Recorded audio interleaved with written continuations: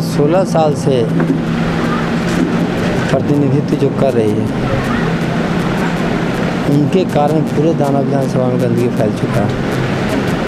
और उसी का देन है कि हमारे गंगा मैया 2.5 से 3 किलोमीटर दूर चली गई हैं। उस गंदगी को दूर करके गंगा मैया को नज़दीक लाना है, यही मन बनाया है यहाँ का पूरे जनता लोग।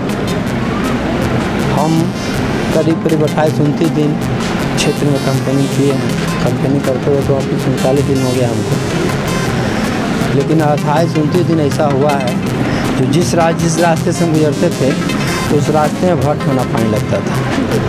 और जब रास्ता से गुजरते थे तो अनेकों माँ बहन बेटी आया करती थी, उधर से आते जाते रहते थे और सबका देखते थे कि कपड़ा ठोना पे उठाए हुए।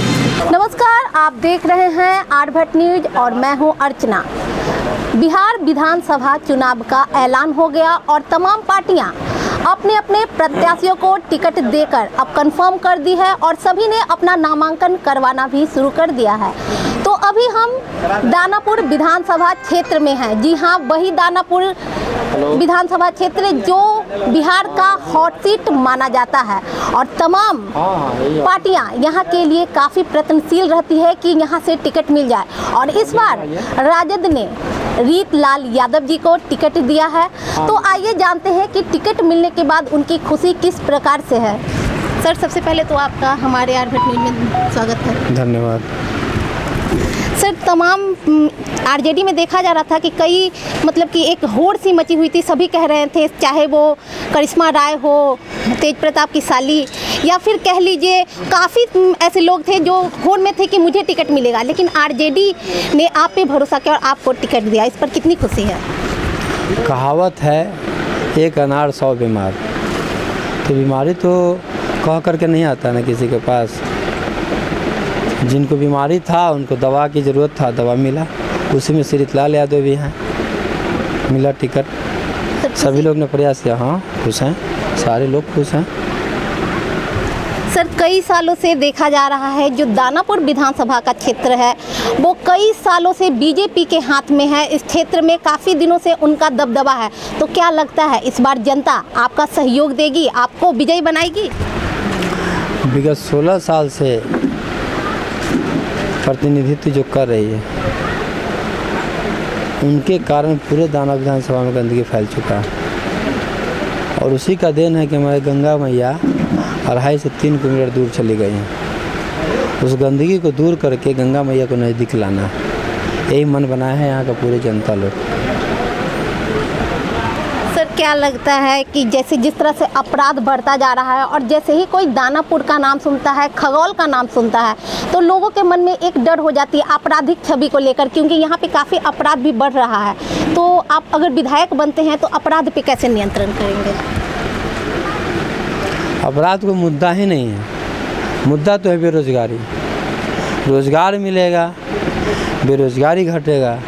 जब बेरोजगारी घटेगा तो लोग शिक्षित होंगे। शिक्षित तब होंगे जब घर में पैसा रहेगा अभिभावक के पास। जब पैसा अभिभावक के पास रहेगा तो अपने बच्चे को शिक्षित करेंगे, और शिक्षित करेंगे तो बच्चा शिक्षा लेगा तो एक विद्वान व्यक्ति बनेगा।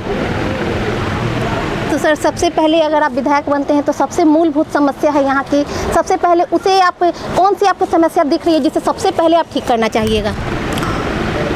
मूलभूत समस्या अभी फ़िलहाल ऊपरवार में है जल जमाव,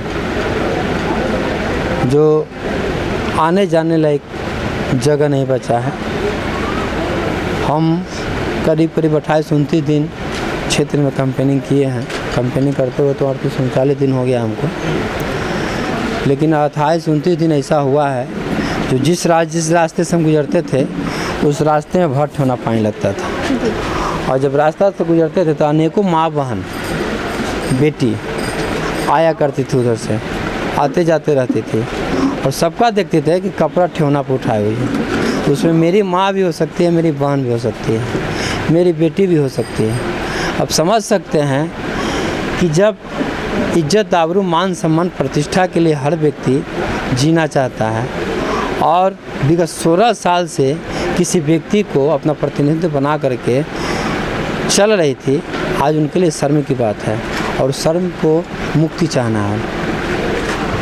जैसे कि सुशासन की सरकार है वो हमेशा यह दावा करते हैं कि हमारे राज्य में रोड बन रहा है, पुल बन रही है, तो अभी इस आपकी खगौली में की बात कर लूँ, कुथमा की बात कर लूँ, तो यहाँ की स्थिति भी काफ़ी जर्जर तो है ही, लेकिन दियारा में जो ये पुल की समस्या है उससे वहाँ के लोग काफ़ी व्यथित हैं। तो पुल का निर्माण हो रहा है, काफ़ी तरक्की हो रही है, पर उन लोगों की व्यथा पर क्या कहिएगा? व्यथा तो तब पता चला हमको, विगत 10 साल के बाद हम जेल से छूट कर के आए। तो आने के बाद जब दियारा क्षेत्र का दौरा हमने करने गया था, तो जब तक हम उधर से लौट के घर पे नहीं आए तब तक मेरी माँ, बहन, भाई, परिवार सभी लोग चिंतित हैं कि आप क्या दानापुर परिवार क्षेत्र में आ गए, क्या दानापुर परिवार क्षेत्र में आप आ करके किसी कहीं पे रुके हुए हैं, इतना लेट हो रहा है आपको। तो इससे जाहिर होता है कि डर का कारण था कि बीच गंगा से नाव के द्वारा हम लोग को जाना था और उसे लौट के आना था। इन्हीं कारणों से मेरी माँ, बहन, परिवार सब कुछ डरे हुए थे। समझ सकती हैं जब एक दिन हम गए उधर और रोज़ाना दिनचर्या बना हुआ है दियारा क्षेत्र का, माँ बहनों, बेटी भाई बहन का आने जाने का, तो उन लोगों के ऊपर क्या बीतता होगा। इसी का सबसे बड़ा निदान था पक्का पुल, जो हमारे राजद सुप्रीमो लालू प्रसाद यादव जी देखे थे, लेकिन विरोधी खेमा के कारण आज वो नहीं कर पाए। उसी को अधूरा काम जो पड़ा हुआ था पूरा करने के लिए हमको आशीर्वाद दिया गया। जी सर, आप लालू जी को अपना पिता तुल्य मानते हैं, तो अभी वो जेल में हैं, सज़ा वो भुगत रहे हैं, जो भी जेल में है, तो उनकी स्वास्थ्य भी लगातार गिराव आ रही है, कभी कुछ हो रहा है, तो उनके लिए आप क्या कहिएगा, क्योंकि आप उन्हें एक पिता के तौर पे देखते हैं? पिता के तौर पे देखते नहीं, हमारे अभिभावक जो मेरे पिता श्री रामाशीष राय जी हैं, वो दोनों आपस में बहुत नज़दीकी बड़े भाई और छोटे भाई का रिश्ता रख चुके हैं, पहले भी और आज भी रखते हैं। इसलिए मेरे पिताजी और जो हैं मेरे पिताजी का जो साथी हैं, दोस्त हैं, वो भी मेरे पिताजी ही हुए। और उनका जो स्वास्थ्य गिरा है, पूरा परिवार, राजद परिवार के साथ साथ हमारा परिवार भी चिंतित है, सारी जनता चिंतित है और चाह रहा है कि जितना जल्द से जल्द उनको जेल से छूट करके बाहर आए। सर, जब आपने नामांकन करवाने गए थे, तो जब आप अनुमंडल कार्यालय से बाहर निकले तो कोई बड़ा नेता भी होता है, जो बड़े नेता भी शर्म खा जाएं कि आपके जो जन समर्थक थे चारों तरफ आपको घेर लिए और उसमें जिंदाबाद के एक नारे गूंजने लगे थे, उसमें एक जन सैलाब था, तो कितनी खुशी मिलती है उस जन सैलाब को देखकर? हमने तो अकेला गया था वहाँ पे से, लेकिन लोगों की वहाँ पे भीड़ लगी हुई थी। नहीं, हम तो मात्र 3 आदमी गए थे। सर, आप 3 लोग गए थे, लेकिन आप जब बाहर निकले तो चारों तरफ से आपके प्रशंसकों ने घेर रखा था। मुझे तो आवाज़ नहीं आई है। सर, उसमें रिकॉर्ड है। रिकॉर्ड है, हो सकता है। हम अपने जो बॉडीगार्ड लोग थे उनके साथ हम आ रहे थे, जा रहे थे। तो सर, खुशी कैसे मिलती है जब जनता आपको एक योग्य प्रत्याशी के रूप में बोलता है? तो जब जिनको जनते के प्यार मोहब्बत, परिवार के प्यार मोहब्बत जिनको मिलेगा, उसको खुशी का कुछ ठिकाना होता है क्या? सर, इस बार कहा जा रहा है कि दानापुर विधानसभा काफ़ी कांटे की टक्कर होने वाली है। एक तरफ आशा सिन्हा जी हैं बीजेपी से, एक तरफ रालोसपा ने भी दीपक मेहता जी को खड़ा कर दिया है और वहीं आरजेडी से आप हैं। तो क्या लगता है आपका मुकाबला किस तरह से कांटे की होने वाली है? देखिए, मौलिक अधिकार सभी लोगों को, अपने अधिकार के लिए हर व्यक्ति किसी के पास जा सकते हैं, आ सकते हैं। मेरा अधिकार है, मेरा मौलिक अधिकार है एक दूसरे के बीच में जाना, आशीर्वाद देना उन लोगों का काम है जो देंगे मुझे पूर्ण रूप से। धन्यवाद। तो ये थे दानापुर विधानसभा क्षेत्र के आरजेडी के उम्मीदवार रीतलाल यादव, जिन्होंने आरजेडी से टिकट का अपना नामांकन कर दिया है और इस विधानसभा में कूद पड़े हैं। लोगों का जन समर्थन पाने के लिए लगातार प्रयत्नशील हैं और लोगों से ये प्रयत्न कर रहे हैं कि इस बार उन्हें भारी मतों से जिताए। अब देखना यह दिलचस्प होगा कि 10 नवंबर को जो परिणाम आने वाली है, जनता किसे अपना बहुमूल्य वोट देती है और किसे बनाती है दानापुर विधानसभा क्षेत्र का एमएलए।